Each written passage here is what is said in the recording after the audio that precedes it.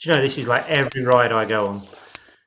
I'm always pissing on with helmets and trying to get helmet Bluetooth Ah, devices working and pairing up with mates and then just as you set off and you've got all your gloves on and you're ready to go, then it stops working again and you're like, oh, bastard. are those systems pretty expensive, Mark, or is it just you just have normal earphones in? No. So I've got so they can be. I mean, I've got a few that I've tried. So there's a brand called Senna that are pretty good. Sound quality is excellent. They work really well. You've got radio in them. You've got Bluetooth, so you can work with your like with your phone. You can get they do the job. They're pretty good. The Senna ones, I've killed about two of them through getting them wet in rainstorms. Um, and I've just bought another one from a company whose name I forget. And then I've also tried one by a company called iLights, which has got a little head-up display as well that sits in front of your eye, which, to be honest, is a complete waste of What? time. Oh, Yeah, I mean, it works. It shows you. It shows you a map screen. You get like a little map screen, and it's not too much of a distraction. It sort of just sits there in front of your eye. But the battery time on it is terrible. Like you get about an hour tops, and it's heavy. You can feel it. You can feel it on the side of the helmet if you're doing over sort of 70, 80 mile an hour. You can feel it pulling on the side of the helmet a bit, and it doesn't. To be honest, you're just as well off to have a phone mounted on the handlebars as you are. You know, it doesn't show you any more than you'd get like that, and actually there's more functionality from that. So, I yeah. mean, a lot of bikes now are moving to full TFTs with all the display obviously on the TFT, so you get a load of that information anyway. So, Oh, wow. um, And through yeah. through gloves and all that sort of stuff as well. Yeah, I mean, so a lot of the time you put a joystick, so you've got a mode buttons and a joystick button on the switch cube. So if you design it all in, Yeah. it's all in there from the off basically. And I mean, so Ah, typically okay. they're not touch screen. You're not actually touching the TFT on the screen. They're a display, and then you operate it through the switch cubes, which means you can use it whilst you're riding to a point. So yeah, we're just in the process of developing stuff like that for our bikes. It's sort of next gen for us. I mean, obviously we're a long way behind the car world on that stuff. So How often are you going riding? so normally every day. I ride to work every day when we're at work. Right now, that's obviously not the case because we're not going to work at the moment. But Yeah. nevertheless, I still use the bike for whenever I can. So I had my COVID jab yesterday, so I feel quite ropey at the moment because I had my jab in my arm yesterday. Um, and my wife was going crazy at me because she was like, "Why did you pick Northampton, which is 40 miles away?" I was like, "Because I can go for a ride. It's an excuse to go for a ride." I went down there and regretted it afterwards because I was like, it pissed it down the entire. I got soaked through and then sat there because they make you wait obviously after you've had the injections. I was sat there in wet gear, just like this is rubbish. Um, Shit. but yeah, no, I ride as I say, I ride most days, and you know the selection of stuff. So either one of work's bikes or one of my own. I've got four bikes of which only one actually works, but um, What bikes are they? so I've got a Honda VTR Firestorm, which is a 98 1000cc V twin, which is I paid £1,300 for it 5 years ago, and I love it deeply, but don't care for it at all. I literally don't wash it. Don't. I mean, every spring I'll do bearings and sprockets and chains and stuff and pads, but the rest of the year I never wash it or do anything. It's just my everyday hack, and it's a brilliant motorbike. I mean, it's 25 years old and it's pure Honda. It's just brilliant. Sounds awesome, really torquey. It's only about 100 brake horse, but that's plenty, and it's just awesome fun. I've got a 92, I think it is 92 NSR MC21 SP, which is a little two-stroke 250, little race rep, little Honda race rep in Rothman's colours. It was a special Japan-only model that was built for homologation. Has got all sorts of little trick bits on it, a little cassette gearbox that slides out, and magnesium rims and all sorts of stuff. Wow. And I seized that about 15 years ago and I've never rebuilt it, so it's just in the garage in bits. But they've gone up. Like I bought it not long after uni, and I paid £1,500 for that, and they're now worth restored, not like mine is, but restored. They're worth about 10 to 15 grand now. They've gone up hugely. I've got my grandfather's 1958 Velocette Venom, which is an old British bike, a 500cc single, that my granddad had and then my dad had, and I've got. And again, that doesn't really need a lot doing to it. To be honest, it's a shame. It is shameful that I haven't got it on the road. Really, I should. And then I've got an old R1, Yamaha R1, 1000cc inline track bike that, again, doesn't run at the moment. And that was a friend who was tragically killed on a bike a couple of years ago. So yeah, that was his track bike, and I have it in the garage. One day I might give it. The plan is to do it up and then give it back to his kids at some point. But Jesus, yeah. What is your stance on that? On like the danger? It has to be wrapped up into it. It's part of it. It's, I don't like people glorifying it, or I'm always a bit wary of T-shirts that say sort of live fast, die young and stuff like that, because I've seen the effects of it and know what it does to the family and all that stuff. So, but equally, I'd be bullshitting if I said it isn't part of it. It's part of the thrill. It's the freedom. It's the and I'm a great believer in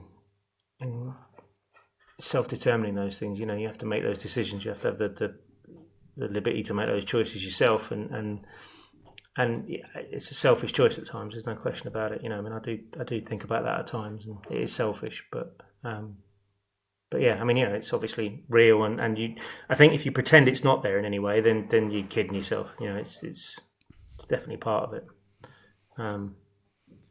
What with regards to your boys growing up? You've obviously planted the seed with them. Well, I've tried. They're not interested. So if you say to Joe, "What do you like best, Joe?" Motorbikes or Pokemon? It's Pokemon every day of the week. When you get down to broccoli, motorbikes tend to do all right. Although Joe's the older boy. He's got a little electric Osset. Osset's a little company that make little trials bikes. Go on. Sorry, my wife's just coming in. She can come in. She can say hello if she wants. She's in her pajamas at the moment. You gonna say hello, Jen? What are you getting? Oh. Joe's had a little friend over tonight, and Lila, his little friend's lost something somewhere. Yeah, no. So I got Joe an Osset that he's a bit too big for now, to be honest. A little 12.5-inch wheel. They make little electric trials bikes, and they're brilliant. They're really good because you've got a little potentiometer, so you can turn the power up and down on them. And he loves that. He really enjoyed riding that, and has thought that's great. And Albie's got a little electric quad that he loves, and they've both really enjoyed those, and they're great because we take them up the cricket field, and nobody complains because they don't make any noise, and they don't make any damage, so nobody cares. But he's now at the point where really it's a choice of, if we were going to go at the next level, if he was going to go into schoolboy motocross, then we'd have to do that now, and he's just not really that interested. So I don't know. We'll see. I think if I push him too hard, it'll push him away anyway. And let's be honest, anything your dad likes isn't. Well, I don't know. I say that. I was going to say anything your dad likes isn't cool, but my dad loved motorbikes and I love motorbikes, so perhaps I'm not cool. Perhaps that's the you extrapolate that. I'm not sure. But when he gets to sort of like 16 and he says, "Dad, I want a bike," are you going to be like, "Yeah, no problem"? Yeah, absolutely, definitely. I'd take it. I don't know whether Jenny would be of the same opinion. She's not keen. Like I'm all for putting him on the back of a bike and taking him out now. He's just about. So the law says you've got to be able to reach the foot pegs. That's what if you can reach the foot pegs, then you're old enough to go on the back.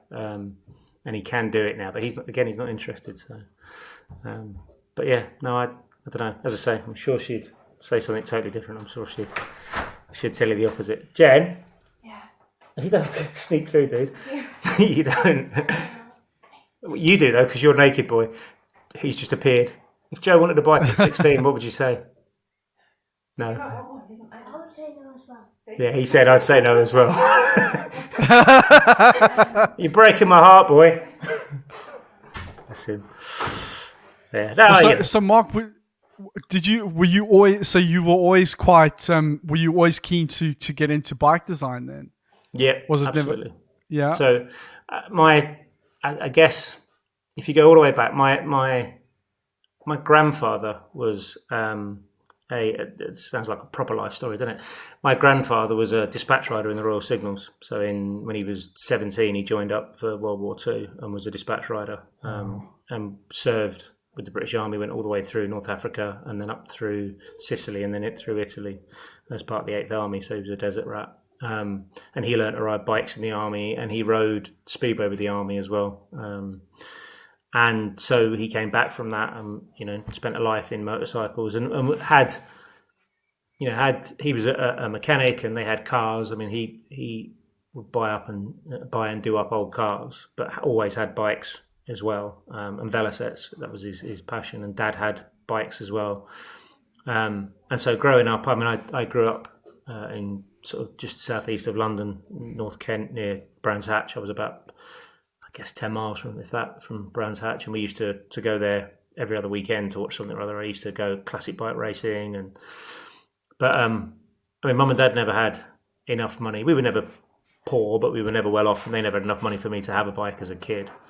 And so I guess I'd start drawing them as a way of kind of owning them, if that made sense. It would be a way of my connection to them, and also like my dad's passion was bikes, and my mum's was painting, and mum's a good watercolor artist, and so those things sort of together they came together, and that was sort of how I ended up with the thing. Sorry. That's okay. Can you hear that? Is that coming out in the background? Yeah. Sorry. It's not a problem. It's okay. It's totally okay. Okay, cool. It's not a problem. So for me it was just straight away. All I really wanted to do. I mean, when you used to ask me as a little kid, even at kind of primary school, what do you want to do when you grow up? I would say draw cars and motorbikes. And for the longest time, I used to think that meant, you used to get those sort of pencil drawn or watercolor pictures of a racer's portrait with their car next to them. You'd get them when you go to the races or whatever. I used to think maybe I'd do that for a living. That would be the way that I'd make some money. And I remember, when people would say what I'd said, I was going to draw cars and bikes. And bikes more than cars. It was always bikes that I would be drawing. Although I didn't distinguish that much. I was into both. But yeah, it was always bikes. And I've always said, kind of, if I wasn't it's the word designer is almost secondary to the word motorcycle. So if I wasn't a motorcycle designer, if I was faster, I'd be a motorcycle racer. If I was clever, I'd be a motorcycle engineer. If I couldn't draw and I hadn't made it in the design world, then I would have been a motorcycle salesman probably. I'm not bad at selling bikes, so I would have. But as long as the word motorcycle was in the job title, that, as far as I was concerned, that was job done, sort of thing. So. Wow. Okay. So you're real petrol head. Absolutely, yeah, absolutely. I mean, as I say, I grew up going to watch bike racing every weekend. We used to cycle down there as well, so we used to cycle down and then ask somebody older if we could go in with them, because you used to be able to get in as an under 16 for free if you were accompanied by an over 18. So we'd go down to Brands Hatch when we were 16, and we'd just sort of sneak in and well, not sneak in, but we wouldn't pay to see anything. So I'd go and watch anything, truck racing, 2CV racing. I remember watching British touring cars and super bikes, and lots of classic bike racing. We used to go to a lot of sort of classic bikes and classic trials and that sort of stuff. So yeah, it's been, and I remember as a kid, I mean, Mum and Dad always showed absolute, they would encourage me to the nth degree. But I remember there being a general sort of, you'll grow out of it feeling from teachers and school and even at art college. Art college people were very. I was brought up in Dartford, which is, to say, southeast of London. And then when we were 16, my dad's job moved, and we moved up to Norfolk, not far from where Lotus is. Actually, we were literally 2 foot down the road from where Ethel is. And I went to college there. I failed all my GCSEs. I went to a rubbish school. The school, it got burnt down. There was an arson attack. Some of the kids set fire to the science labs and burnt the entire school down. It was like, I don't know if you ever seen the film Land and Hope and Glory when they bombed the school and all the kids are going, "Thank you, Adolf." It was a bit like that. And I remember I remember having conversations about it at school, not at school, at work, when I used to own the business. And I remember one of the days, one of the lads that used to work for us was saying, "Oh yeah, we used to do gliding and play golf at school," or something along those lines. And I was like, "Really? We didn't even get to do rugby and cricket because it was considered too posh." Because at that point, Kent still had an 11 plus system. So when you were 11, you did an exam, and I didn't really know what it was all about, but you did an exam, and some of the kids went off to the grammar school, and the rest of us went to the secondary modern, and we were all destined to be van drivers or van loaders, that sort of thing. And not that there's anything wrong with that; it's all good. But yeah, there was never any. I mean, there wasn't a sixth form. There was never any thought of. And I failed my maths and my English and all that stuff, and so I was quite lucky, I think, because my folks moved, and I passed. I got A's in art and design, and so I was able to do that at A level and resit all my GCSEs, and so I did all that again, and then went to art college, went and did an art foundation. I applied to Coventry to the car design thing there, which was horrible. We went along, and I remember that there must have been 60 people that went along for an interview that day. And they put everybody in a room, and I think I learned later on when I went back and re-interviewed that they kind of whittle people around, and there's like that first draft where they just cut 40 portfolios, and I was in that first 40, and I remember just being devastated because I wanted to do it so much and didn't really know what I'd not done right, and I remember catching one of the chaps because he'd sort of said, "Okay, read your list," and then they gave you a form that just like a printed sheet where they just put like a few comments on it and said, "Okay, thanks very much for coming. Thanks for coming along." And I grabbed this chap and said to him, "What do you mean? Well, this can't be it. This can't be all the feedback I get is this bit of paper. This can't be right." And so he did it, credit to him. I don't know who he was now, but he spent a bit of time and sat down with me and little guy. I can't remember. I genuinely was a little guy with glasses. Yeah. Don't know. I mean, this is going back. So this would have been 94, would it have been? No.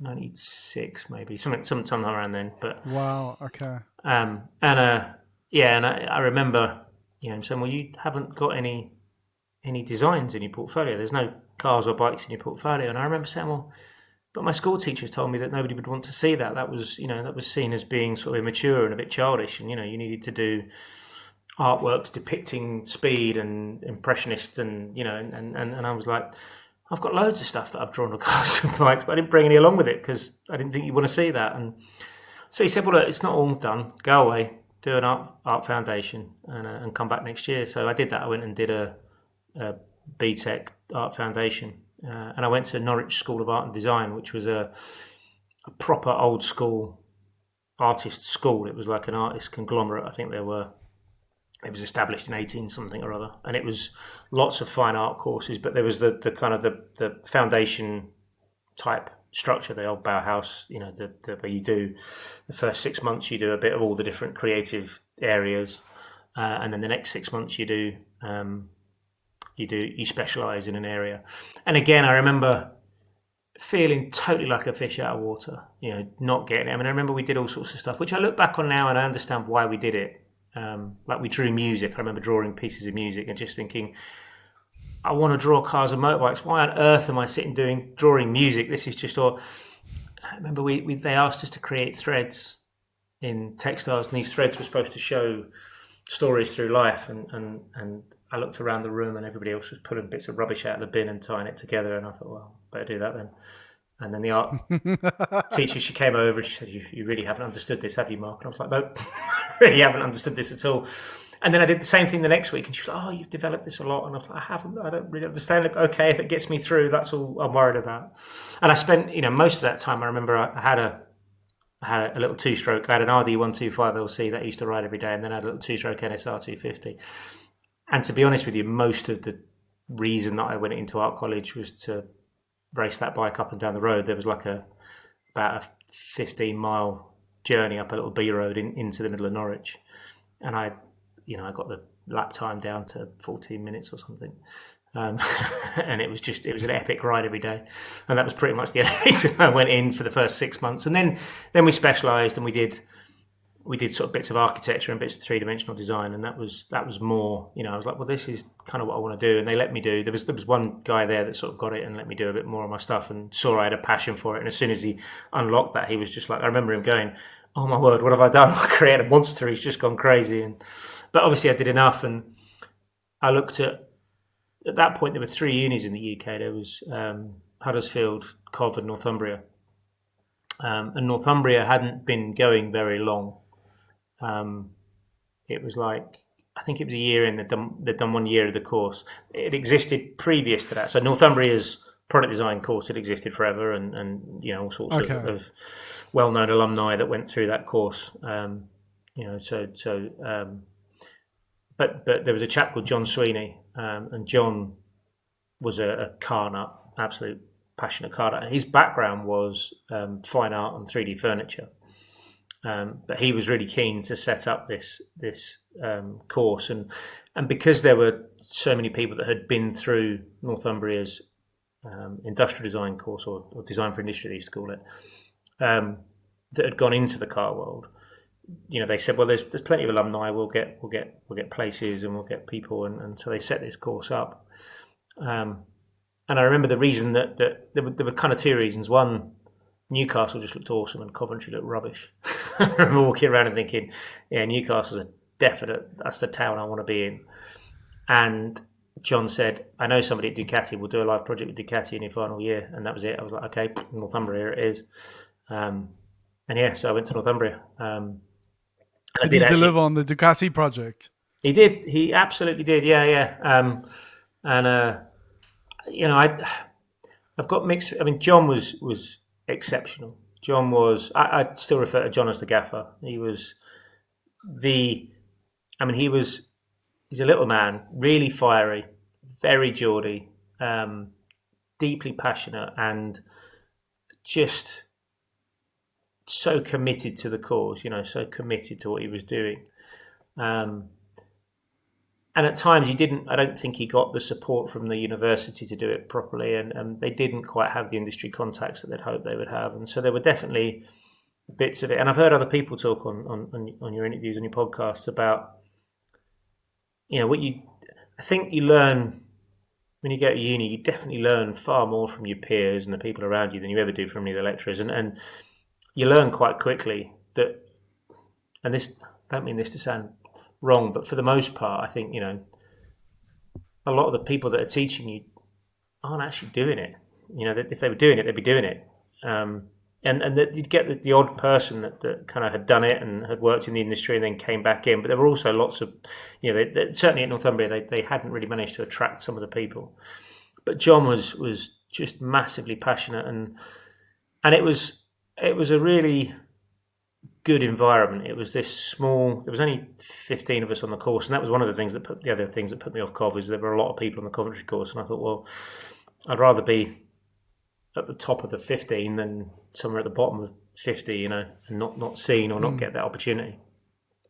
And John was just really good, and we would do all sorts of cool stuff. Where he would do critical product analysis sessions where we'd basically get fish and chips, and we'd all sit in after everybody else had gone home at the end of the day, and the transport course would sit there, and he'd have an old slide carousel, and he had slides going back from 60 years probably almost, and he would click through them and ask us to analyse what we could see, and why does that piece of design make sense, and why does that what works about the proportions of this or the surface of this. And he was really good on that side of stuff. Was everybody really into that sort of thing? Yeah, it was. I mean, there was a really healthy competitive spirit, or at least I was competitive. I don't know whether everybody else thought it the same way, but yeah, there was a real kind of, and there was definitely camaraderie. There was a definite, between everybody on the course. And I remember feeling when I got there, I was like, I've come home. I've found people that get it, that get why I think this is cool, and and are taking it seriously. They're not sort of writing it off as some kids' fantasy. It's like, this is it. This is what it's all about. This is why it's so fun and cool. And yeah, it was just this amazing feeling of I'm amongst my people almost. And there were some amazing people there. Some of which have gone on and done really well. I mean, there was a little period of, I guess, 4 or 5 years, and there were just some amazing designers that came out of Northumbria in that period. And then it sort of petered out. John moved on, went to Fort Sign, and I think that was the end of it. And it was a sort of a really brief window of this transport course. But and one of my fondest memories, we went to Italy on a course trip. So we had a 10-day trip to northern Italy, and we sort of went around the design triangle. We went to Turin, Bologna, and Milan, and we went to Fiat Design Centro Stile, or however you pronounce it. We went to Pininfarina, we went to Ital Design, we went to Ducati, MV, Ferrari. I'm trying to think some of the other places we went, but it was just all of your mates together, getting absolutely hammered every night, travelling on trains, missing trains, upsetting the locals. It was just a brilliant thing, and that really was what it was all about. It was great, and of course I met Ian at uni as well. So Ian was my business partner for 15 years, and he's still my colleague now. So Ian and I met on the first day of uni and clicked immediately. He had a little 1275 GT Mini, and was kind of, his dad was clerk of the course at Harewood Hill Climb, and so he was into motorsports and was into all the same things, and we just seemed to hit it off, and we couldn't be more different. So whereas I'm quite extrovert to an extreme, gobby you might say, Ian is really utterly quiet, just, it's almost like Sideshow Bob and Silent J, whatever his name is. I can't remember the name of it, but Sideshow. No, not Sideshow. Yeah, it's Jay and Silent Bob. That's it. Yeah. So Ian could be Silent Bob. And I've pretty much got by over the past 20 years by picking up the brilliant things that Ian said and just repeating them at a volume that everybody can hear. Honestly speaking, sorry, Mark. Ian who? What's his surname? Ian Wride. So Ian. Okay. Ian and I, we met at uni. We lived together in the second year at uni. His wife was in my house at uni. We had a rented house that we shared in the first year. When they asked us, when you were looking for the halls of residence, they were asking you, what do you need in terms of accommodation? And I think one of the boxes was there any religious needs, and I said off-street parking for a motorcycle. And I don't know whether somebody thought that was funny and ticked the box and gave us. But anyway, so Amy was studying to be a nurse at Northumbria, and so Ian and Amy met each other. They met through me at a party, which will always be known as PVC Pants Party, because there was a girl there who was quite hot with PVC pants on. And I met Jenny, my wife, pretty much the same time. Her friend Fiona was on the industrial design, on the design for industry course, and so we've been together as a sort of group almost ever since. And so pretty much pretty early on at uni we started talking about starting a business. We were so green and naive, we were idiots, but we kind of really early on started saying we should start a business, we should do something, and we got a house together. So Amy and Ian hadn't been going out very long, and I think they we agreed to move into this house, and my room was the box room. It was tiny, and so I said, well, I've got nowhere to put my drawing board. And so then Ian had the big room, and so all of a sudden we were constructing a studio in there. We put a big partition wall up, and we set up a little studio. He had a Mac. His mum and dad bought him a Mac, and that was like, at that point in time, nobody really had computers. You had to have money to buy a computer, and we still did. It was all marker renderings and pastel and talcum powder. Bless you. Thank you. And so and I remember you still pay, it was dial-up at that point. You still AOL online, and you'd pay your 10p a minute dial-up. So what we would do, you would get the computers, there weren't enough computers, and in the transport design studio, which was downstairs in the building, we didn't really have any computers at all. But upstairs, in the design for industry studio, they had like a what they called a Mac lab, which had, I don't know, 10 Macs in it, and it backed on to the other courses could see it. And so we never got on a computer. And I remember when we did, you'd sit and camp out and wait for one to become free, and then you would just sit there and you would surf. You would find a load of websites that you wanted to look at, and I mean, this is just about the time, and I don't even think Car Design News had started at that point. So it was, we used to go into the library and find Car Styling magazine and what was the other one? Auto and Design. That come out as a, and we would just sit and flick through them and then photocopy renderings and pages and try and copy them and learn how to do it. And we would write down URLs, so that when we came home, we knew what the URL was. We'd already done the surfing. You'd then pull it up, and then you could then use it for writing an essay or whatever you needed to do, because just internet time was expensive.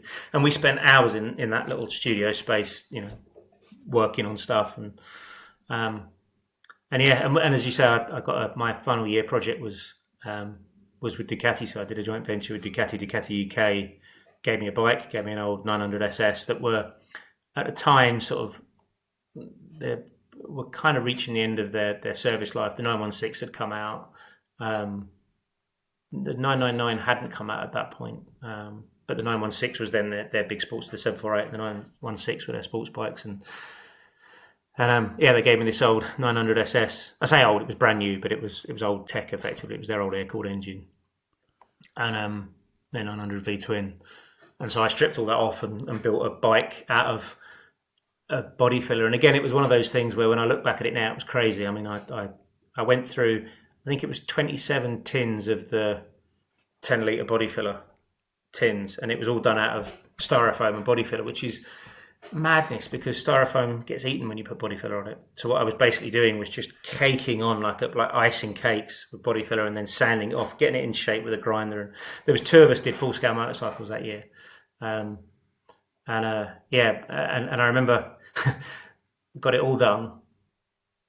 We were painting it. I remember Graham Broughton, who again, a lovely, lovely chap, was the technician there. And we painted it all. Everything was on. I was on time, on schedule. It was all good.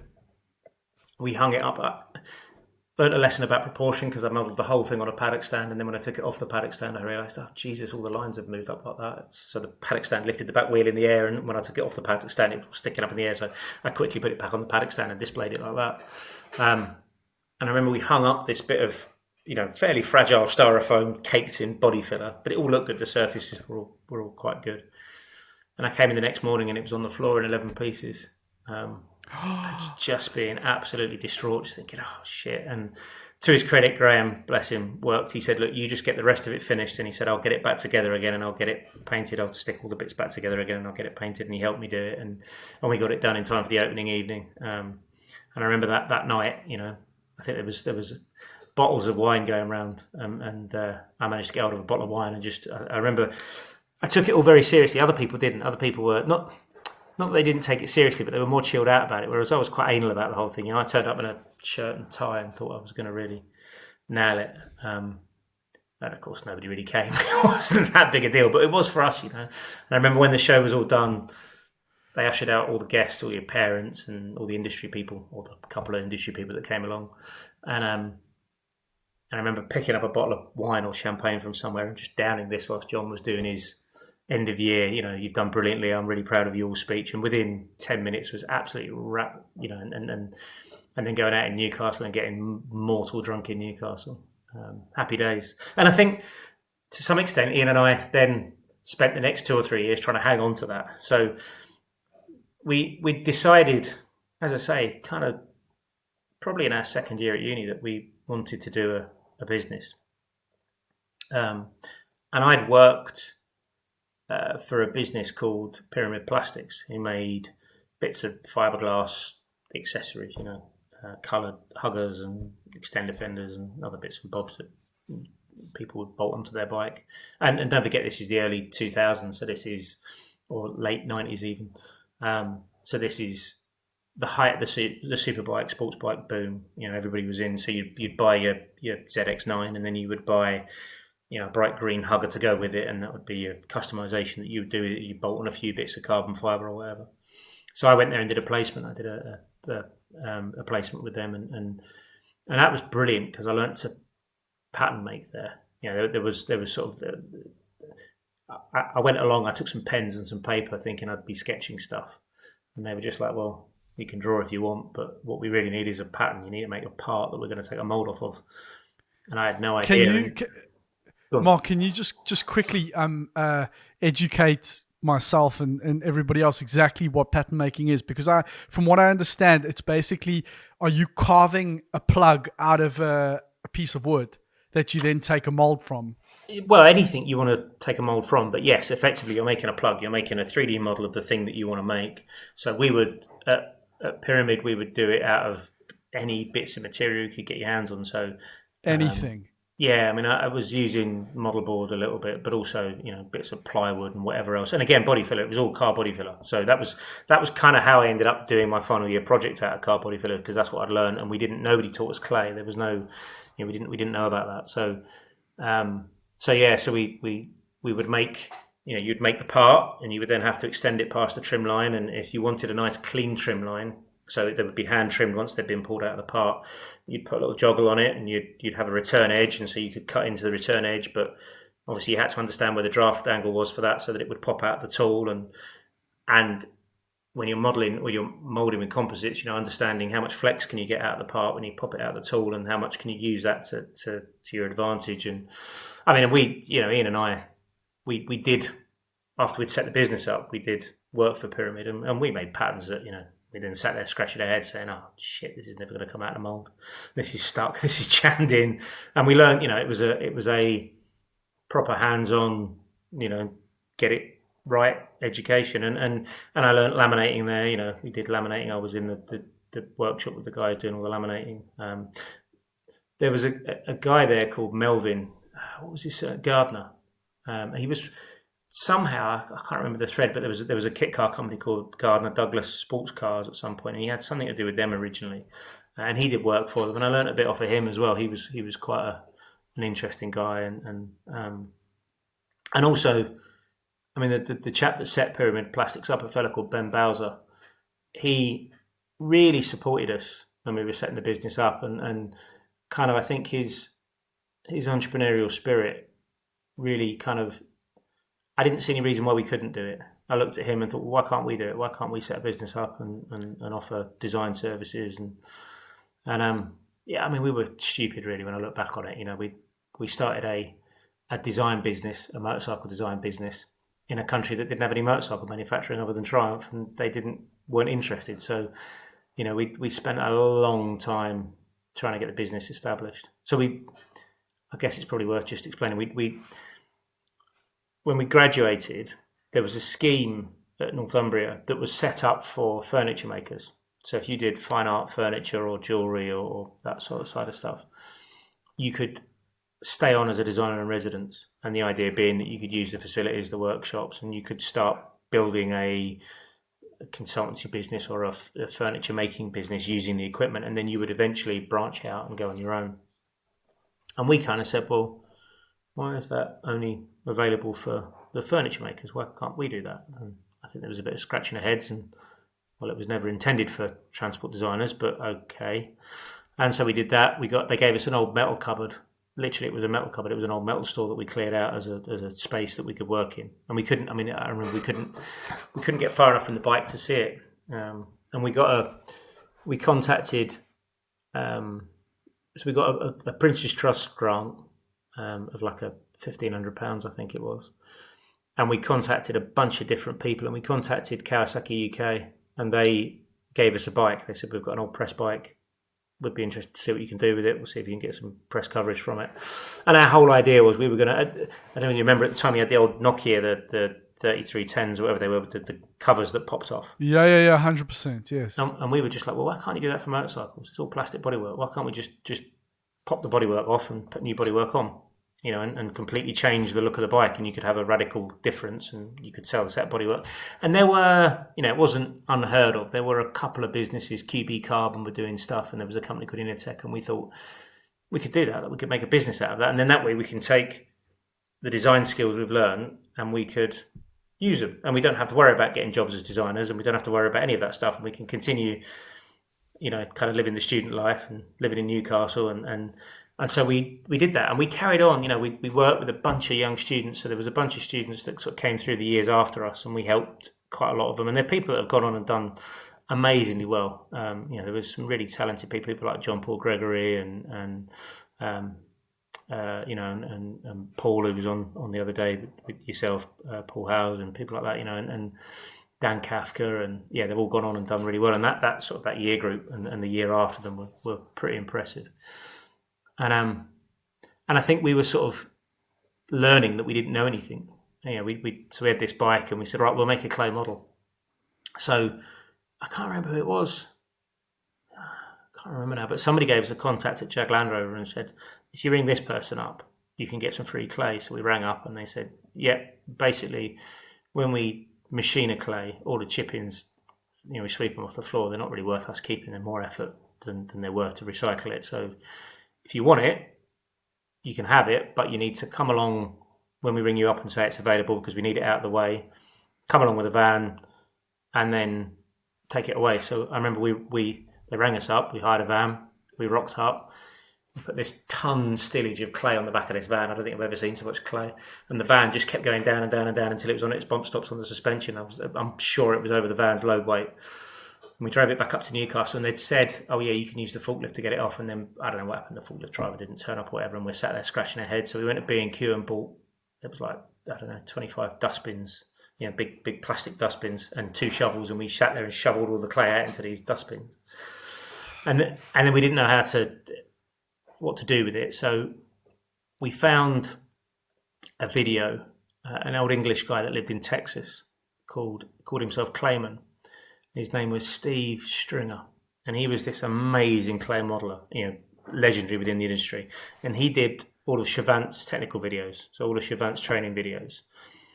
And we found these 3 videos, and they were the worst videos you've ever seen in terms of their production quality. So the information that he was teaching about clay modelling was brilliant, but they had this horrendous 80s soundtrack over the top of his voice, and it was so loud that you couldn't hear what he was saying unless you had the volume turned up fully.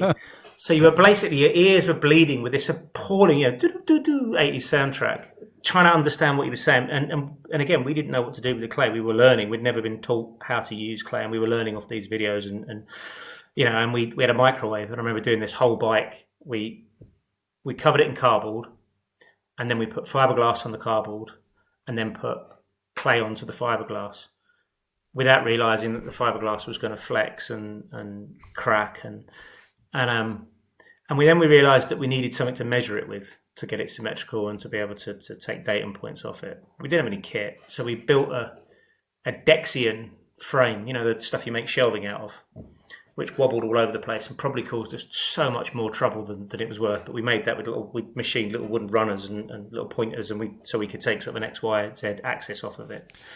But you hadn't seen one of those before, right? No. We had no idea.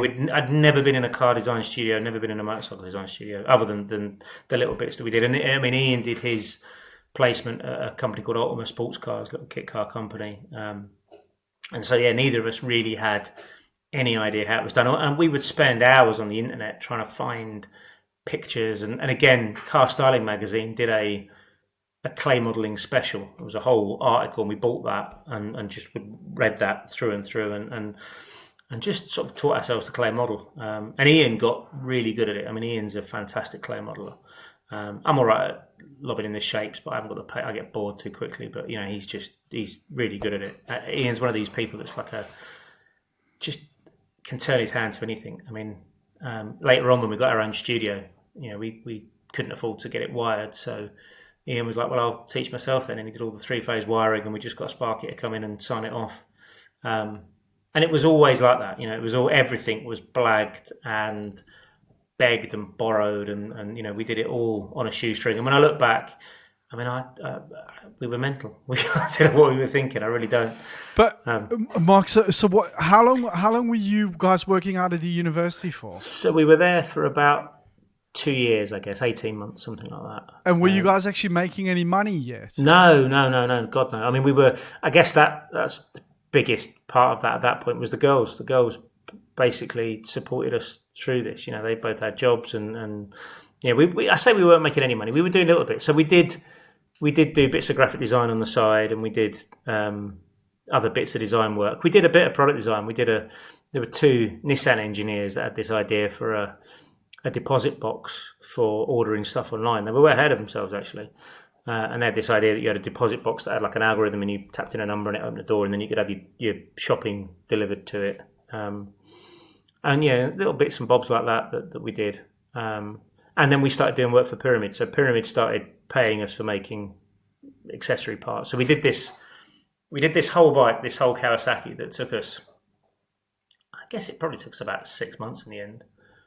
And we made a clay model on it, and we took molds off of it, and we made pattern parts off of the molds. And then I can't remember the point that I think we realised at some point that essentially once we'd done that bit, we probably wouldn't do any design again for, you'd have to go and sell that, and you'd have to go to trade fairs and shows, and it'd all be about that.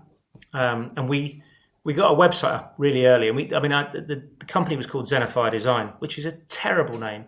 We used to do stuff. Sorry, is that so? Oh, did you guys? Was that your business? Yeah. That was us. We were Xenophya Design. Can I just say that every fucking time I see that name, I'm like xenophobia. Like Everyone. So we thought we were being clever. So initially, I think we were going to go with kinetic art or something. We thought we were going to call ourselves, and that was gone. Obviously, that was gone. And then, where did it come from? I think we'd seen Xeno, something like the Xenomorph or something like that, and we thought that was clever because Xeno means strange or different or new or foreign, which is why xenophobia. Okay. So it's Greek. And Xenophya. I think my mum might have found it in a dictionary. I think it might be my mum's fault. But Xenophya means it's strange in shape or form, a shell not secreted by the organism itself. That was the dictionary definition. And we thought that was brilliant for these motorcycle bodies that we were making, these ideas that they were like a new shell for an old thing sort of thing. I've never seen a scientific, I Googled it a few times to see if I could ever find anybody using it in its proper sense, and I never have. So perhaps that dictionary was wrong. I've no idea. But yeah, we used to go and see Harris Performance, the performance bike builders down in Hartford.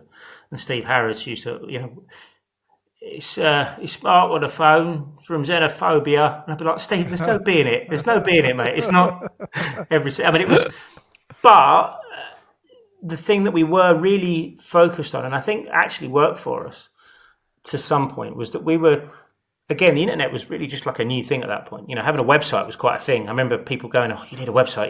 It's like a really big thing." And we learned to do website design ourselves because we couldn't afford to pay anybody to do it. So we did that, and we made a few websites for people as well and made a bit of money that way. And Xenophya, we thought, well, nobody's going to have that. Nobody will ever confuse it. You can misspell it. And we did. If you put in to Google at that point in time for a good 10 years, I reckon, either motorcycle design or you spelt Xenophya in one of about 20 different ways, we came up over the first 20 pages of the Google searches. Wow. And that was something we, I guess we always just thought nobody would forget it. And we look back on it now, and both of us, which is a bloody stupid name, Ian said to me repeatedly, if we ever set another business up, which I don't think he'd ever do again, but if we ever set another business up, you're not naming it. We're not we're not calling it anything stupid like that again. I don't know. I'd call it Racing Snail or something like that now. I don't know. But yeah, no, it was again. I think we thought we were being clever with it, and yeah, it served. It did the job. People kind of remembered it, and they could never spell it, so it was always a talking point. And that conversation we've just had every single time, so it kind of stuck in people's minds because there was always a little story with it, and we were always kind of like, oh yeah, been a bit stupid, but we've done it now, so it's stuck. So yeah, it was. One of those, I guess, just a bit of pretentiousness, wasn't it? It was, we were definitely young and pretentious, certainly. But yeah, so we were at the uni for I guess it was 2 years, or something like that. And then through the Prince's Trust, we met a guy that had a business making asbestos decontamination units, so caravans, effectively. So if you've got a building with asbestos in it and he's stripping out, you have to basically do it in a airtight environment. And then when you come out, you have to shower. You have an air shower and then a water shower. It's a miserable looking job because obviously the asbestos can cause asbestosis. So he was building these caravans and decking the insides out, fiberglassing them and laminating them. So he had a big workshop and we needed a space. You couldn't find office space. We wanted a sort of an office studio and a workshop space, and you just couldn't find that combination in the size of unit that we were looking at. And he had a bit of space and said, do you want to come and share? I need to expand. I need more workshop space. The next unit along has got an office and a workshop. We can share a bit of the workshop and you can have the office. And so that's what we did. We moved in and we took on work, and we kind of lived hand to mouth, and we scrimped and got by and did different bits of work for different people. And then Ian went over to so we had a contact from a bike designer, a chap called Glenn Kerr. So Glenn's a really famous bike designer. I think he might have retired now. He's living over in the States now, but he's an English guy that was living in France at the time, and he ran the Motorcycle Design Association. So we joined the Motorcycle Design Association, which was kind of just a little club that would meet at the bike shows. And Glenn was keen to help out, and I think all the way along I think people just looked at us and took pity, just thought, what are these guys doing? You know, we've got to help. And so, you know, like Steve Stringer, who, as I say, he sent us all these instructional videos, and he sent us a load of clay tools. He sent us like a whole box of, a few £100 worth of Chevant modelling tools and bits and bobs of kit. And Glyn gave us a job, said, look, I'm doing a job over in the States for a chap called Dan Fisher, who was building he had a photocopier toner business. And he was going to build the American Superbike, and it never really came to anything. But Glenn was doing the design work on it, and he needed somebody to help with the clay modelling. And said if Ian or I wanted to go and help, one of us could go and help. So Ian was the better clay modeller, so he said, right, you go and do it then. And he went over, and that was our first kind of, I guess, proper paid bike job, outside of doing the accessory stuff, first a whole bike thing. And we then put together a little information pack, which we spent all our money on getting it printed and bound, and, you know, with business cards and CDs, and we sent it off to loads of different people fishing for work. And there was a business called VPro, who were they were a bunch of ex-Triumph engineers that had set up a business in Colville, and they were working with Royal Enfield. And at the time, Royal Enfield was quite a small business. Royal Enfield, and I mean, there's a whole story about Royal Enfield that I can maybe explain in a minute, but they were quite a small business, and they asked us to do an evaluation of a bike, and we just jumped at it. We did a kind of a whole design review of it, and we suggested all the ways that it could be made better. And I think there was a couple of the people. There's a business called Renfrew and a designer called, I can't remember his name now. Anyway, they've been asked to do some stuff on it, and we were like, yeah, we'll do it. And we put all this together, and they said to us, and then it just disappeared. We heard nothing for 6 months. And then they came back to us and said, okay, they've got a new CEO. They've been working on a bike now for 3 years or something. And the CEO said, right, we need to stop this and manufacture it. And but there's some problems with it, and we need to change some engineering stuff on it. And they quite like the design, so what we need is some industrial designers to help make the engineering changes, but keep it looking as it is. So we went along, looked at it, and it was dreadful. And we said, well, okay, but can we change some stuff? And they said, sort of, yes. And I remember we went to Colville. We lived in the Hermitage Inn, which was the worst hotel in the world ever, for like 2 weeks. And we grafted our bollocks off. We did, like, you know, I'm not lying if I said we were doing 19, 20-hour days every day for 3 weeks solid, pretty much. My wife, Jenny, at the time, my partner, her grandfather passed away during it, and, you know, I was like, what do I do? What do I do? Do I go to the funeral? And she was like, no, this is your break, this is your opportunity, do it. And we did, and we built a clay model in a little over 2 weeks. And it probably wasn't the best clay model ever made, but it did the job, you know. And that kind of got our foot in the door. That got us started with Royal Enfield. That was our first OEM. they came back to us. We never really made any money out of Royal Enfield, but they came back to us and asked us to do another project. They'd just developed their new 500 single engine, and they said, could we look at it? And we sort of, Vipra, I think, because they were all ex-Triumph engineers, were sort of saying, well, you should do like a Bonneville, like Triumph have done, do a retro thing. And we looked at it and said, but it's not the right era. It's a 50s frame, not a 60s frame. You can see it looks like a hardtail, and actually it turns out it was the first ever articulating swinging arm in mass production. So it went from that hardtail, that frame that comes back down at the rear axle, and you can see they literally just sort of picked that out of the way, stuck a rear shock in it, and it was the first bike with a rear suspension unit on it, in mass production at least. And so we said, you should restore it. You should kind of take it back to what it was in 51 when it was first designed. And we did a bunch of sketches for it, and then we also did some work on the engine. We did some physical work on the engine, and we built a model of one of the designs. And then we heard nothing more about it. It disappeared for 6 months, and so we carried on doing other stuff. And then we got a phone call saying, "Will you come to India? We want to show you something." And so I went over to India, and there was a chap there called Siva Kumar, and Siva, as he's known to all his friends, he started at Royal Enfield pretty much when we started working with them.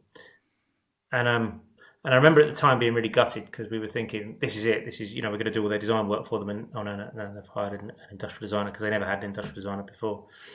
And actually, it was probably the best thing that could have happened for us, because it meant that we had a touch point within the company. And he's been there for, again, getting on for 15, 20 years now. And he was our contact through all that time, and kept coming back to us with projects. And he'd taken our sketches and realised them. And, we kind of tend to get credited for the classic, but actually Siva did as much, if not more, than we did. He was the one that took what was a little thumbnail sketch and turned it into a physical thing, and did all the realisation of the design work. And that little bike, which, it was designed, meant for export market. It was meant for selling a few bikes to Europe and North America. The Indian market saw it and demanded a version of it, wanted a 350 version. And it just grew exponentially in a way that I don't think anybody could have ever imagined. And the company went from 20,000 units to up to, in 2019, I think we did 850,000 units. My God.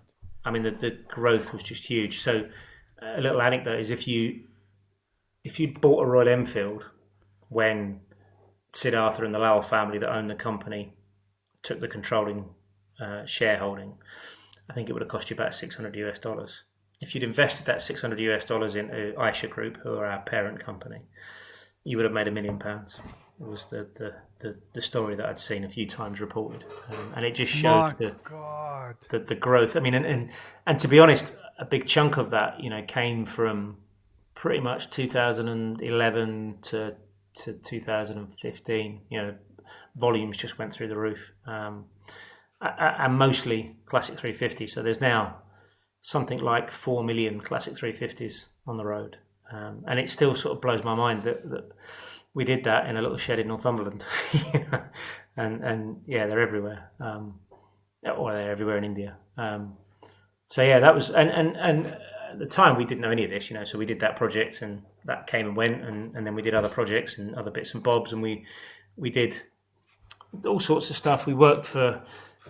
We teamed up with a company in Spain called Ariantech Engineering, who were ex Yamaha guys.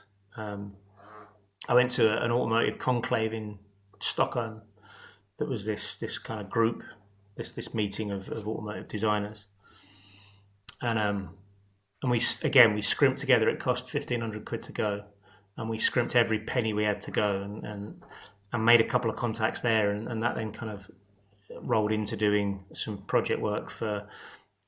We did a little bit of work for Yamaha. We did some work for Aprilia Group. So we did some work on Derby and Aprilia, and then we did a lot of work for a small Spanish business called Riejo, who do little gearbox 50s. And we did their little RS50 and their RS125, and that really was our first proper full production bike. So this is sort of 5 or 6 years after we'd started. So we spent a long time treading water and trying to build momentum and just get going. And you know, I always think there's a fine line. I still don't know whether we were naive and stupid and dreamers, or whether we had grit and determination and we hung on in there. I guess it's how you interpret that depends on where you look at it from.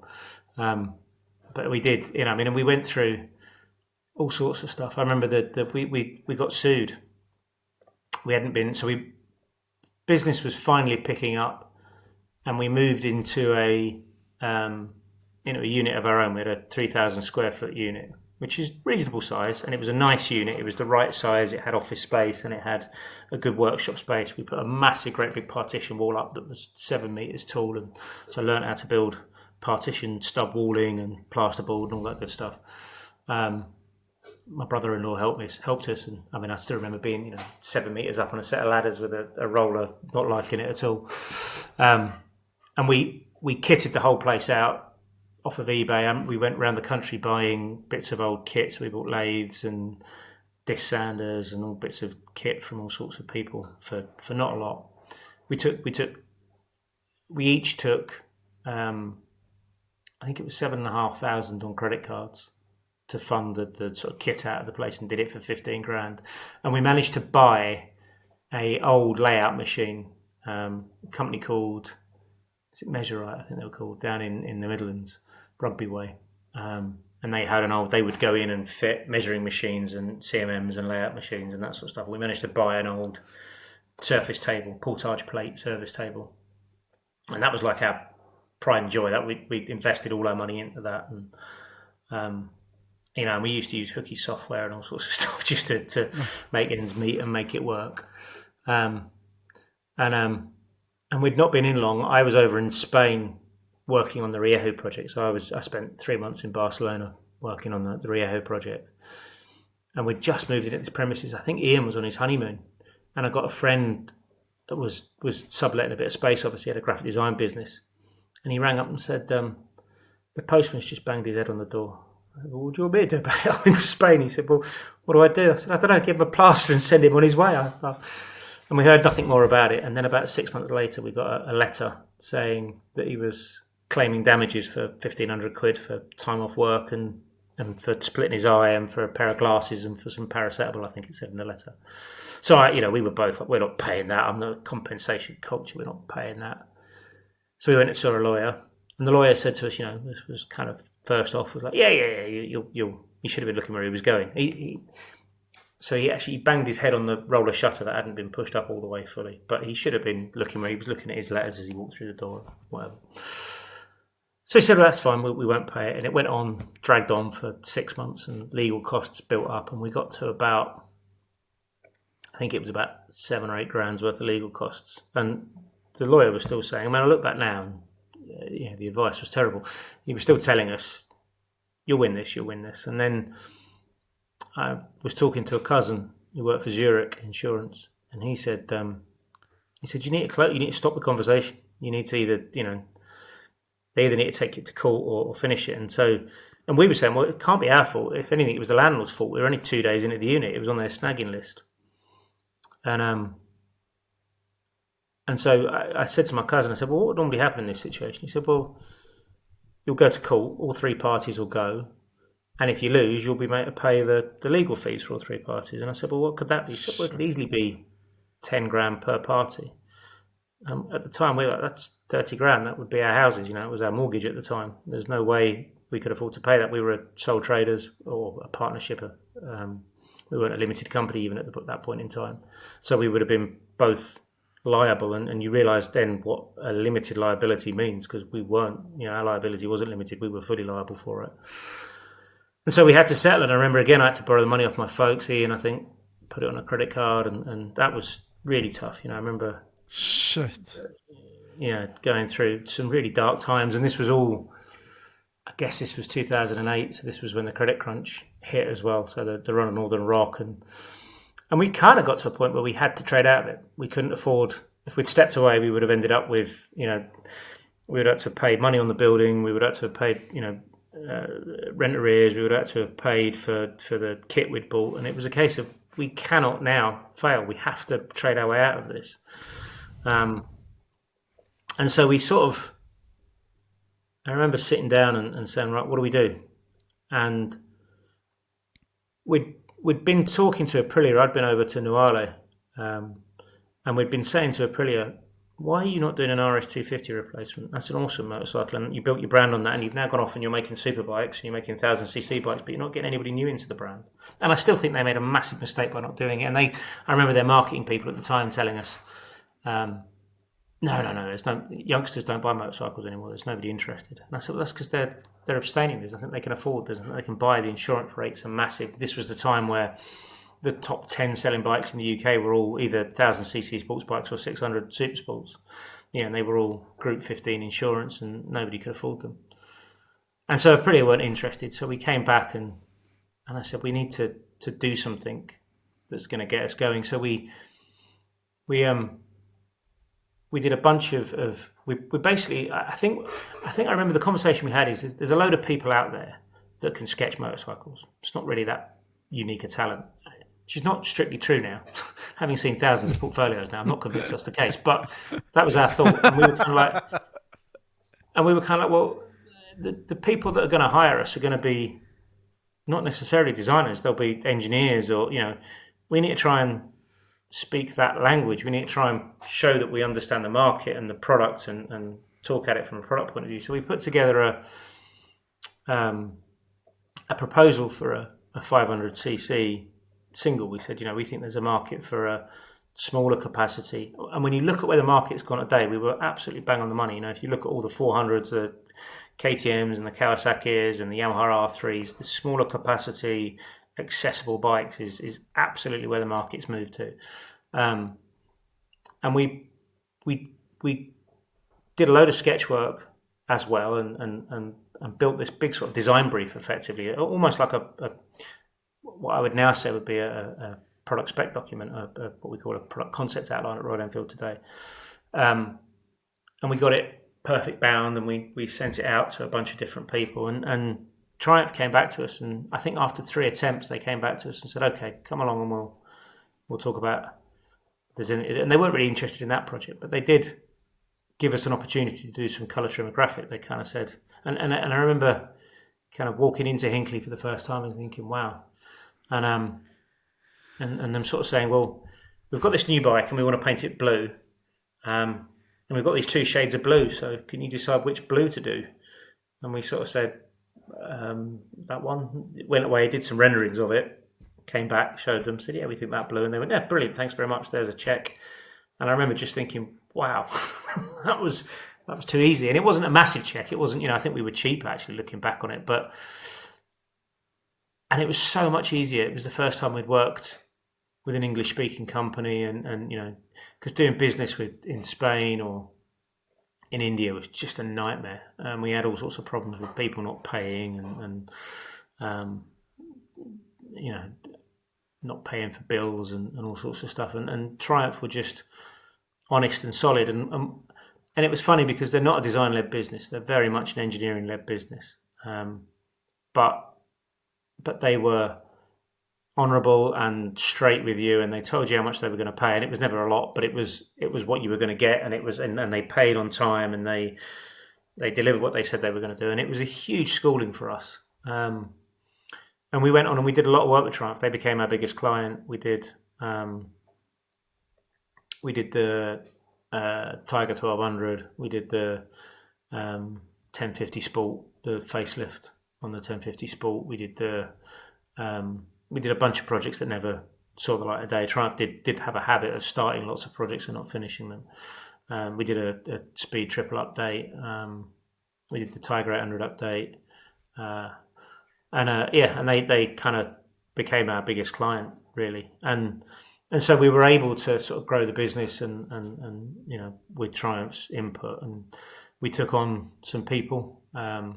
So we hired a team of youngsters. They were all students, and they were all mostly ex-Northumbria guys. And we worked closely with Northumbria all the way through. We'd take students on placement and we'd try and help students. And I think that's probably the thing I am still proudest of, is the amount of careers that we helped start, by kind of giving them an opportunity to learn hands-on skills. And even if they didn't end up being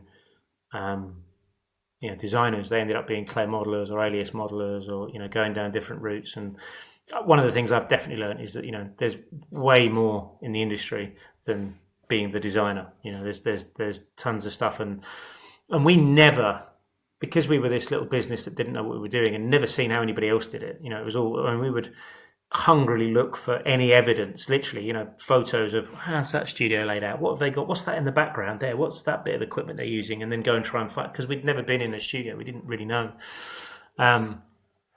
And so a lot of it was self-taught, a lot of it was we just sort of picked it up and learned it on the job. So we never had the divisions of labour that exist. We didn't have this person's an alias modeler, this person's a clay modeler. Everybody that worked for us did clay modelling. Everybody that, we all got stuck in and did it all. And I always used to say I was the managing director, Ian and I between us was the managing director, the company secretary, the toilet cleaner, the photocopier repairman, the painter and decorator. I mean, I don't think how many laminate floors we put down doing our offices and studios as we moved around to different places and got bigger.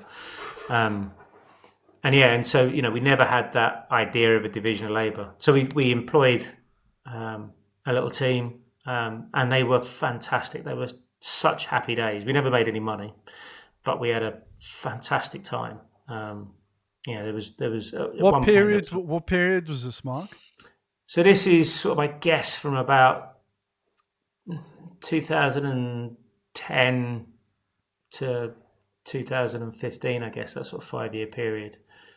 We kind of got through the credit crunch, and I remember that Christmas, Triumph asked us to do a job, and we worked all the way through Christmas. We did I remember being in on Boxing Day and New Year's Day, painting a clay model to get it finished. And we got it all done. We got it done, and we took it down, and did the job. And I think that was the Tiger Explorer. And we, as I say, we had a really fun environment because it was a bunch of young lads. We entered the Red Bull Soapbox race. Yes, Tom was telling me about that. I saw a picture of that where the car looks airborne. What did it actually? Yeah, it was fully airborne. Yeah. We were. So we went. I mean, it was one of those things where everything we did we'd go overboard on. And with this, we were like, we're going to nail this. We're going to win it. And so I remember I spent evenings and evenings doing a proposal for it. Because I thought, this would be good marketing. If we do this, it would be good marketing. And really, it wasn't that at all. It was that this looks wicked. And so I had this fascination with sort of land speed cars and done all the Malcolm Campbell and all that stuff. And so the idea was we were going to do sort of an homage to Bluebird. And we managed to blag a load of stuff. We got steel for free. We got pit bike wheels. So we got Supermoto pit bike wheels with hydraulic calipers, and we built full suspension for it. So we had we made all the control arms, and we had fully, wishbone suspension. We had a fast steering rack from a buggy. We put in a proper steering rack. We built a whole fiberglass body shell for it. We got ceramic bearings for the wheels. We got the wheel, and it was. We worked on it. God knows how much time and effort we put into it, and we should have been doing other projects. I mean, we definitely dropped the ball on at least one project with that. I definitely remember turning up to a meeting and thinking, shit, we haven't done enough sketch work for this review. and we sort of blagged our way through it. We made this thing, and we went down to, and we had a bunch of students working with us on it as well. So there was about, 12 or 14 of us working on this thing. And we went down to Ali Pali in London, and we hired a house, and everybody went down, and we got absolutely wrecked on the Saturday night. One of the lads ended up having to go to an A&E because he fell over a bollard and smacked his throat on it, and it was just a wild weekend. But we turned up and we won. We pushed it down the hill, and we were going way quicker than everybody else there. I think we were 10 seconds quicker, and it wasn't that long a course. I think we got a terminal velocity of 40 something mile an hour, which was pretty good. What? Yeah, it was, and Greg, our Jesus. driver. So they built. I mean, I shudder to think how much blood has been spilt in the name of Red Bull over the years. They built a kicker, so they had a ramp at the end of it. They had a kicker at the back, so as the carts were going over, they were sort of the nose was picking up, and then they were catching the back and flipping them like this. And we watched 4 or 5 carts obliterate themselves, just smashing themselves to smithereens. But was that into the water? Or No. This was on. So this was the Soapbox race. So this was just a straight downhill race. I'll show you that it's all on YouTube. You can see all the video footage of it. And wow. and the crowd they obviously the health and safety people thought this is a bit crazy because one bloke broke his shoulder, another chap knocked his tooth out. And I don't know how somebody didn't break a neck. There was a team called Sawpoint, and they literally went a full 180 degrees, and there's a photo of them upside down with no roll cage or anything. They're going to land on their heads. And so they turned the ramp round, and I think that was partly because they knew ours was going to be super quick. And so when Greg went down, and we picked Greg on the principle that he was the heaviest of us all, so we thought we'd have the greatest momentum. And he did really great with it, actually. He drifted it. There's this wonderful shot of him laying a big darkie down as he slides it across. And you can see this big tyre mark. And he hit the ramp. And he gets about, I don't know. I mean, it looks like he's a metre off the ground. You've got this almost bat sign on the shadow on the ground where he's off the deck. Yeah, I saw that. That's the photo that I saw. Yeah. Wow. Yeah. It was. I mean, and there was. So they made there was like a whole TV series they did, and we lots of messing on and boys trying to breathe fire with custard and all sorts of crazy stuff. But yeah, they were really happy days, and as I say, we never made any money, and I remember when the boys started realizing that they were good and that they could go elsewhere. I remember the heartbreak of the first person leaving. Greg was the first to leave us, and I just remember thinking, but we're having so much fun, I know you're not getting paid any money, but we're having so much fun. And so we'd been working on I don't know whether I can say who it was yet or not. I probably shouldn't. We were working on an ATV on a side by side, so it was going to be a competitor to something like a Polaris Razor. These sort of like a 1000cc parallel twin, 20 inches of suspension travel. 2-seater buggy with a little bit of room for a slab of beer or whatever, sell in the States for $20,000, something like that, and then they spend another $16,000 on accessories. And I mean, you see them; they run at Dakar now and that sort of thing.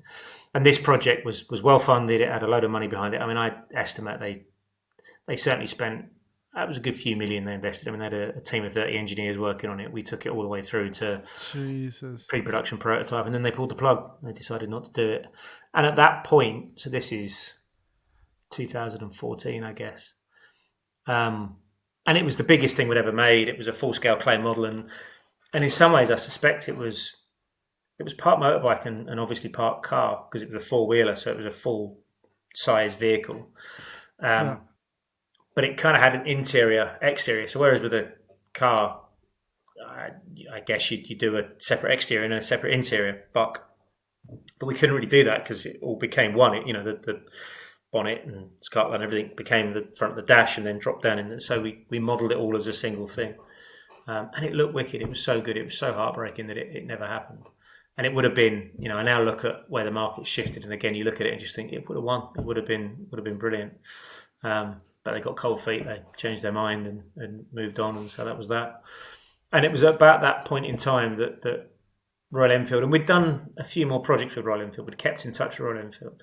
And we always looked at Kiska. So I looked at Gerald Kiska and what he'd done and his story and just thought, that's our pole star. That's what we need to do. We need to be like Gerald, and they'd got in bed with KTM. He started out as well as he was just a clay modeler, right? And he started out in the shed, basically. Yeah. He tells it. I remember he did a presentation, I think, at one of the Milan shows, where he was like, I shouldn't do an impression, but he's Austrian voice, but he says, we painted all the KTMs orange because of the colours of the mountains and the sunset, but this is not true.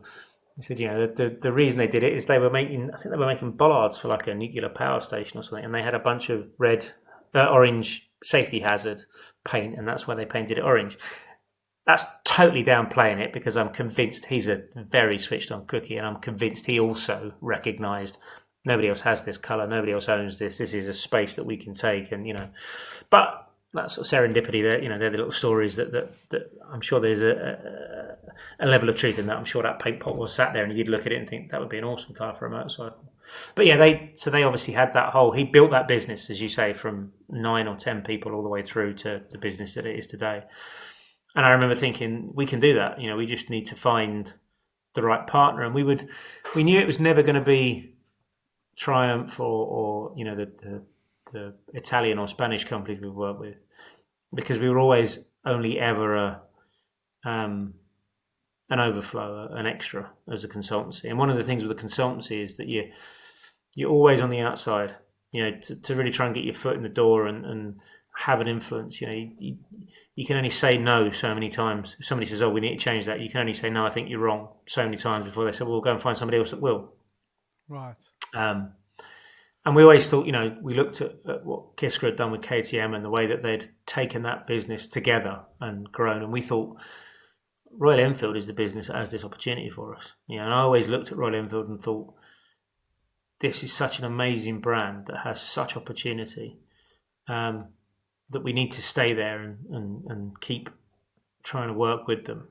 And in 2014, as I say, that sort of came off because Sid Arthur, who was the owner of the business, had just moved to London with his family, and he rang us up and said, "I'd like to talk to you about working with Royal Enfield more closely." So I went down I met him at St Pancras train station, and we had a brunch there. And at first, he was just saying, "How do we work together more closely?" So we went away. I remember ringing Ian up and saying, "Shit, this is an amazing opportunity. This could be it. This could be, we could have actually got our break. It's only taken us 15 years to get here." And we went back and we put together a whole business case. We kind of said, we could do a couple of things. We could work with you, as on a retainer. We could do a number of projects for you. We could do, we could hire some engineers and we could take on a bit more of the workload. We knew a really good engineering consultancy at the time. We could partner with them, and we could move down to the Midlands. That way we could attract some more people. We could set up a little place at Bruntingthorpe. There's a test track there. That would make sense. They've got some units that we could hire. We went down and saw them. We talked to them. We went to Myra as well, but they were way too expensive in our head at that point. And we were still seeing it as like an extension of Xenophya and a growth of Xenophya. And I think, we presented all this, and Sid came back and said, "This is all fantastic, and I really appreciate all the work you put into it." He said, "But really, I want you to be part of the company. I want you to come and work for us." And at the time, we were but we've spent 15 years building this baby. I'm not sure that we want to give this up. And this all sort of coincided with that buggy project being killed. And that meant that we had some people we had to let go. And that was wasn't a great experience. I mean, everybody got paid. And in fairness, I have to say the client that we were working for was brilliant. They even paid us to dispose of the clay model. They paid us all the way up to the end. And every contract that they'd already signed, they kept and they honoured. And so, but yeah, so, it kind of all coincided. And I remember the day we signed, Sod's Law, we'd been working with, working with Kimco for probably about 3 years on and off, maybe even 5 years. We'd been out to see them. They'd come to see us. We'd kind of set up a little bit of a working partnership with a chap in Hong Kong that we'd met through a bike show, and we were using him as a liaison, and it was looking like it was going somewhere. And literally within 2 days of the day that we'd signed for Royal Enfield and agreed that we would do an asset sale and we'd move to Royal Enfield, we got an email from them saying, "We've got a 5-bike project we'd like to do with a contract over X number of years." And we were just like, how can that be the case? How can it be that, you fight for this for so long and then all of a sudden it all comes at once? And I guess that was timing. It just came together at the right point, and we were obviously in the right place. And so we sold to Royal Enfield. We sold our assets. We didn't sell the brand name. I don't really know why, but we kept that. I don't think it'll ever get used again, but we kept it, and we sold all our assets, and we moved down to the Midlands. We relocated our families and moved down to the Midlands and started a whole new adventure at Royal Enfield. So did they take everything that was inside your facility? I mean, did they acquire all of that stuff, or did everything just get sold off? So they did, and then some of it still got sold off because they decided, we decided as it became more apparent the size of operation that they had in mind and the money they were going to invest in it, some of the stuff we had. So there are bits of it, there are still, as you go around the tech centre at Bruntingthorpe, there are still little bits of Xenophya just dotted around. Not a lot, to be honest. And a lot of it was just used in the initial setting up, a lot of the computers and the tablets and all that sort of stuff. We'd bought Wacom tablets. I mean, we became masters at finding barely used Wacom tablets online, 21-inch Cintiqs for half price because they were being sold on eBay. Somebody that had bought one for uni and then decided they didn't need it, and we were constantly on the lookout for stuff like that. And so we had a load of that sort of stuff that was used to start with. And the other thing was we managed to bring a few of the team with us, so we offered it to everybody. Not everybody came, so Chris came with us, and a few of the other guys came with us. I know Chris, actually. I was at uni with Chris. Is that right? Oh, yes. He's a fantastic chap, isn't he? He's definitely an oddball, yes. but lovely, lovely, lovely fella. Really, and really good and committed and hardworking. And I mean, he took a punt on us and came and joined us, not long after we'd done the Red Bull thing. And he was great. And he came to Royal Enfield. He did all the styling on the original 650 engine for the twins that that got launched in 2008. Chris did all of that, and then he kind of got his. Sorry, no. I'll let you finish in a second. No, to be fair, I literally haven't seen him since university. But we did speak recently, actually, and I should probably get him on. Yeah, he's a good guy. He's Chris Pollard. But yeah, he's he's super good, and I remember how much he agonised. So he came to, and we worked really hard to make sure that there was a place for him at Royal Enfield and all the rest of it. And then not long after we joined Royal Enfield, Jag Land Rover came up as an option. And his heart was always in cars. And he'd sort of, I know through the whole Khan thing, he'd had some interesting experiences. I think a lot of people have. Yeah, absolutely. And I know he was just, I think it was an opportunity he couldn't miss. But then there are a few other guys so Greg and Tom that left Xenophya are now working with us again at Royal Enfield. So we're kind of slowly putting the band back together again. The idea is to get the whole gang back together again. And I constantly push Chris to come and join us. I'd have Chris back in a heartbeat. He's great, and just trying to keep that core to some extent. And we've been super fortunate. We've built a fantastic team at Royal Enfield. We've got a really, really good team there now.